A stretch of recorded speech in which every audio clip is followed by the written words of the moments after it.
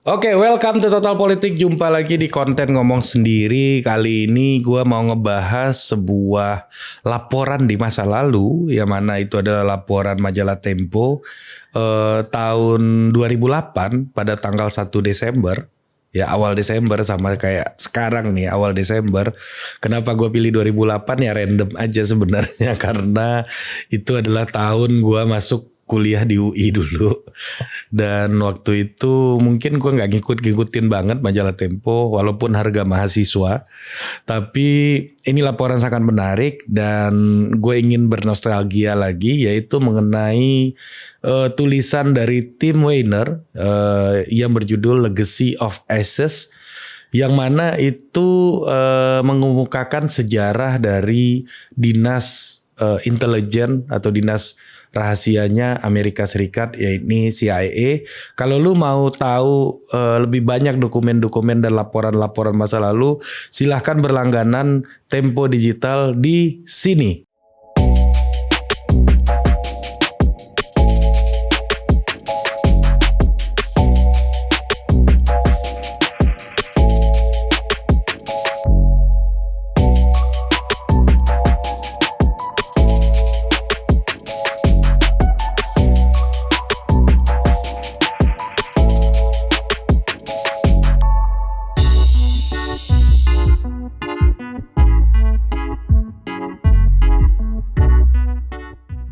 Oke, laporan dari Tim Weiner di dalam Legacy of Ashes, The History of CIA, itu mengemukakan bahwa di tahun 65, peristiwa 65 G30S PKI itu melibatkan nama Wakil Presiden Adam Malik di situ sebagai salah satu operator yang mengatur bagaimana pemerintah waktu itu, dalam hal ini militer, itu menghadang gerakan 30S.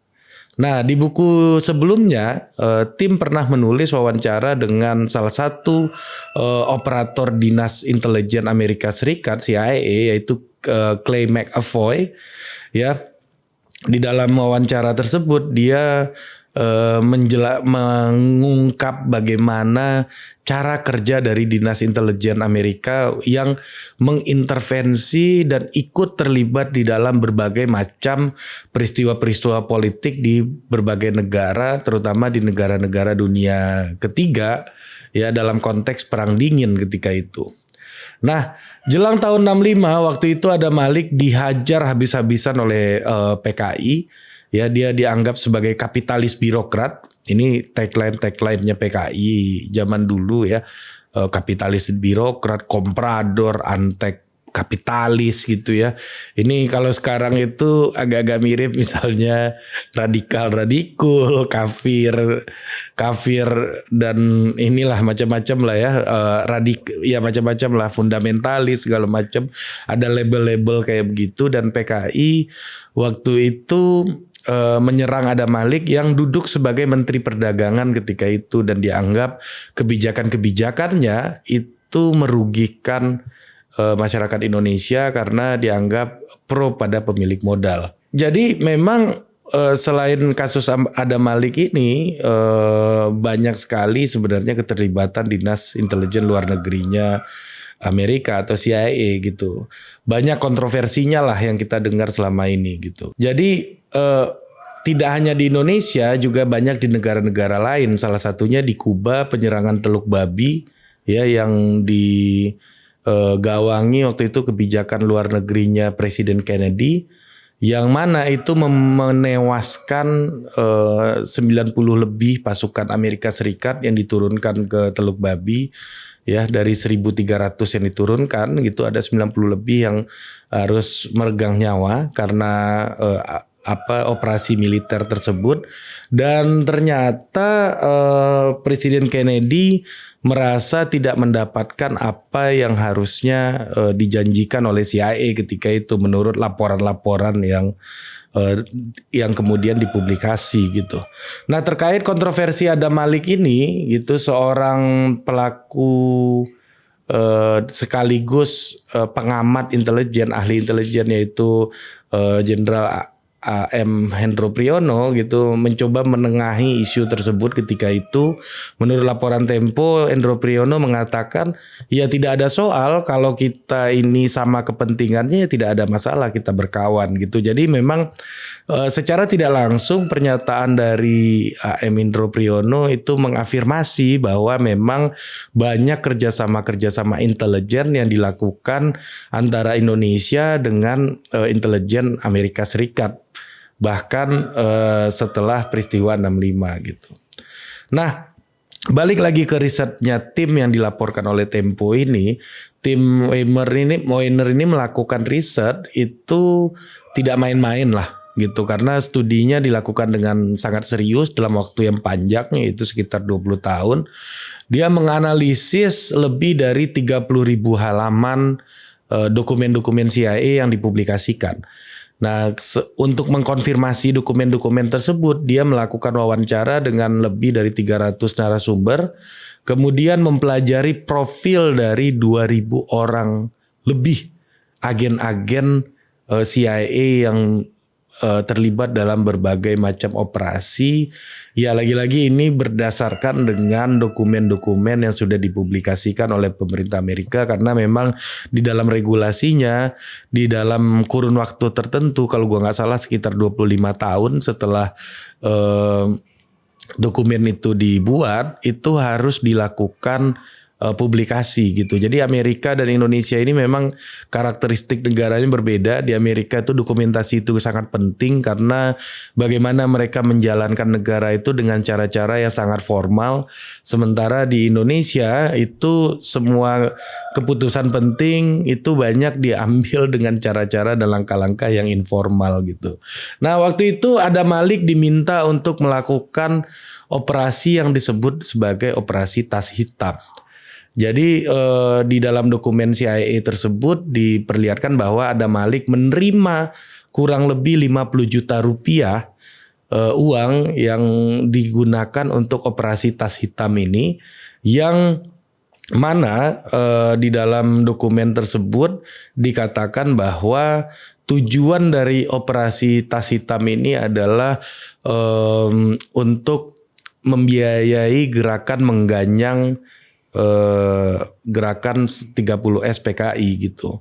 Nah, di dalam dokumen itu diperlihatkan bagaimana Adam Malik ini sebagai agen dan operator utamanya di Indonesia, dan ketika itu bukti-bukti lain juga menunjukkan adanya rekaman salinan pembicaraan antara Adam Malik dengan petinggi-petinggi Angkatan Darat ketika itu yang memang memiliki kepentingan untuk menumpas gerakan 65 ini ya gitu. Jadi memang waktu itu Bung Karno agak bandulnya agak dekat dengan PKI, kemudian Angkatan Darat merasa ditinggalkan gitu. Jadi memang ada kepentingan yang sama bertemu satu sama lain gitu.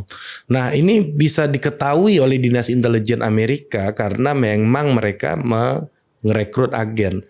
Apa kriteria perekrutan agen Dinas Intelijen Amerika atau CIA? Yaitu ketika itu karena kebutuhannya itu soal PKI ini, ketika itu memang kebutuhannya adalah orang-orang dalam yang dapat memberikan informasi kepada CIA mengenai suasana batin dari masing-masing aktor politik, elit politik yang ada di dalam, maupun elit politik partai, elit politik negara, termasuk Bung Karno dan juga militer ketika itu. Nah, dia melihat konstelasi di dalam dan kapan harus mengambil keputusan-keputusan tertentu, dan itu orang di dalam dan punya kedekatan dengan elit-elit politik yang banyak lah, yang benar-benar bisa diandalkan untuk melakukan pengumpulan informasi, karena intelijen itu pada esensinya itu adalah upaya untuk melakukan pengumpulan informasi terkait hal-hal politik dan strategis gitu. Nah, tentunya kabar ini, dokumen ini dibantah oleh orang-orang terdekat Adam Malik, kerabat dan keluarganya dan juga koleganya, yang mengatakan bahwa tidak mungkin Adam Malik terlibat sebagai pengkhianat bangsa gitu ya.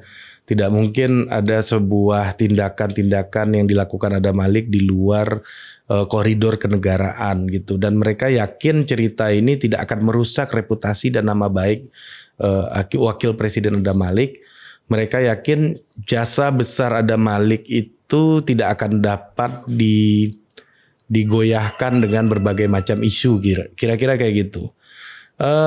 Namun di luar dua dokumen tadi ya, rekaman percakapan Adam Malik dengan petinggi Angkatan Darat dan juga dokumen nomor 2 CIA yang memperlihatkan nama Adam Malik sebagai salah satu operator CIA di Indonesia ketika itu, di luar dua dokumen itu tidak ada lagi dokumen yang menyebutkan atau memperlihatkan bukti keterlibatan Adam Malik dan juga bukti keterlibatan aktor-aktor politik lainnya ya yang dicurigai, sebagaimana halnya Soeharto dianggap punya backup intelijen yang kuat gitu misalnya, yang banyak diisukan dari CIA gitu ya, tapi itu tidak ada dokumen-dokumennya. Mungkin mereka hanya bagian dari proximity atau proxy war yang dimiliki oleh di bawah Adam Malik ini yang sebagai agen utama dari CIA gitu. Menurut kepercayaan keyakinan laporannya kira-kira begitu. Nah, dugaan keterlibatan CIA dalam politik Indonesia ini bukan sesuatu yang barang baru sebenarnya. Banyak peristiwa-peristiwa yang mengindikasikan itu, dan bahkan awalnya pendirian Badan Intelijen Negara itu cikal bakalnya adalah pelatihan pemuda-pemuda di Pulau Saipan, itu berada di Samudra Pasifik ya, yang kemudian hasil dari pelatihan tersebut yang diadakan oleh CIA, pelatihan menembak, pelatihan bertahan hidup gitu ya, yang kemudian pemuda-pemuda itu diangkat oleh Bung Karno sebagai orang-orang yang mengawali berdirinya Badan Intelijen Negara BIN gitu ya, menjadi cikal bakalnya gitu. Nah, apa yang diperlihatkan di sini adalah bagaimana ketika kepentingan internasional itu bisa menjadi sebuah konteks bagaimana kebijakan dalam negeri itu diambil, dan begitupun dengan kebijakan dalam negeri itu dapat mempengaruhi bagaimana konstelasi internasional itu harus mengambil sikap gitu. Nah, ketika itu kan hubungan Amerika dan Bung Karno lagi dekat, mereka bikin pelatihan bersama di Pulau Saipan dan berdirilah Badan Intelijen. Tapi ketika Bung Karno mulai dekat dengan PKI, waktu itu konteksnya perang dingin antara perebutan pengaruh antara blok barat dan blok timur ya, komunis dan ideologi kapitalis liberal, itu akhirnya membuat ada kepentingan-kepentingan proxy war yang bertemu gitu di pertarungannya. Playing fieldnya adalah Indonesia dan banyak negara lain seperti Kuba juga, banyak sekali negara-negara di Amerika Latin gitu yang juga Guatemala gitu dan lain-lain gitu ya, yang juga menjadi arena pertarungan dari gajah-gajah ini, proxy war dari gajah-gajah ini gitu. Nah, salah satu yang juga memperlihatkan indikasi keterlibatan CIA adalah dukungan mereka di peristiwa PRRI Permesta gitu ya, yang merupakan sebuah upaya untuk menggoyang dominasi dari Bung Karno selain peristiwa 65 tadi gitu. Jadi memang Bung Karno dianggap sudah tidak berada di dalam skema mereka dan memang harus diberikan dalam tanda kutip pelajaran gitu.